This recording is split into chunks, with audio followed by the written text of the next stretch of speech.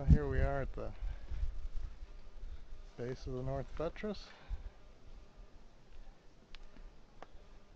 You can see someone over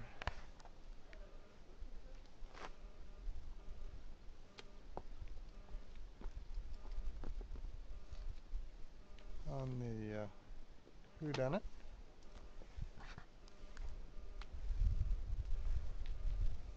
Over on the skyline is the White Maiden.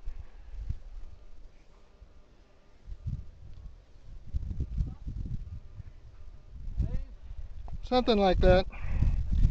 Roy's about halfway up our first pitch there. Good exposure already. So here's Roy up at the first belay. Roy tells me that I made a mistake and the first pitch was a little bit longer than the rope. A little bit. He kept climbing and climbing. That's all, Cameron. He keeps climbing. So how far did we end up going for the first pitch? Probably 30 or 40 feet more than the 200-foot rope. Okay, so I'll try and be a little more careful. Looking up what'll be the second pitch and on up towards the top. How's it going, Roy? Oh, I'm tired. Tired? It's only the second pitch. Are we there yet?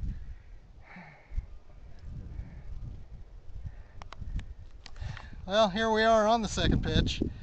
Yeah, the altitude is a challenge for us. There's no question about it.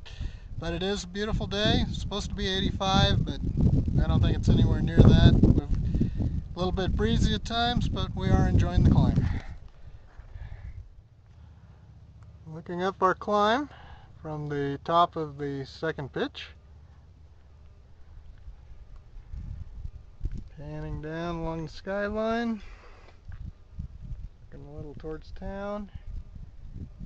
See the tree next to the big dirt-covered ledge. That's the start of the White Maiden. Here I am at the top of the third pitch, looking down at Roy. This is actually the first pitch that I actually can see Roy. So the angle's definitely getting a little steeper. This face that we're looking down now is where the larks go.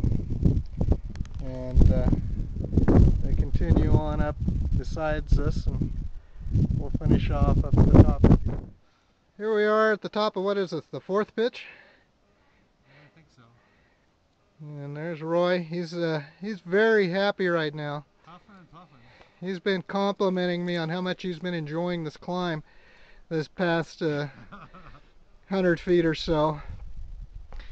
And you can make out just over his left shoulder a couple climbers down at the base of the larks. Anyway, this is what it's all about. Separating the big boys from us. I want to get the ritual of the racking of the gear with the belays.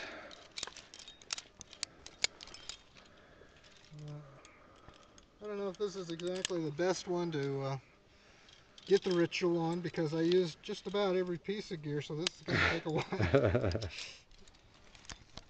Well, here we are half an hour later, still racking gear.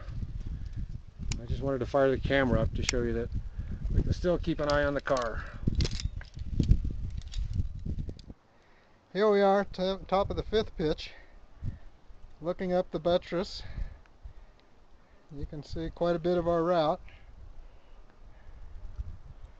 And we just came up right through here. Roy says he can't remember when he had so much fun. Oh yeah.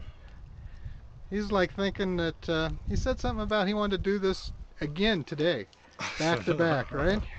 Yeah. Anyway, dead tree. You might remember that from El Wampo and the larks. Well, looks like going this way isn't going to work out, so I'm going to have to head back. We do have some good exposure here, though. You hadn't figured that out? You got to look now? Oh man.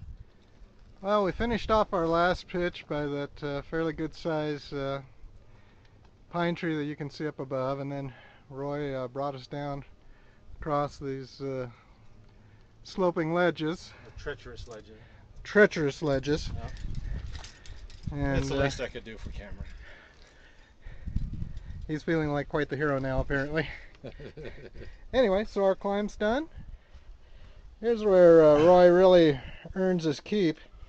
Notice he's down climbing this little practically overhanging vertical little section here.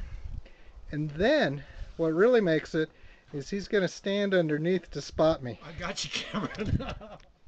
Roy, I think if you take a close look here, you'll see where the original scar was, where this rock hit the tree. And if you look now, I move this branch out of the way, you can see that it's definitely slid down and the bark there hasn't been damaged. So I'm fairly confident that it's moved since the last time we were here. Obviously, of course, it's moved since it first fell and since we first started documenting it as well.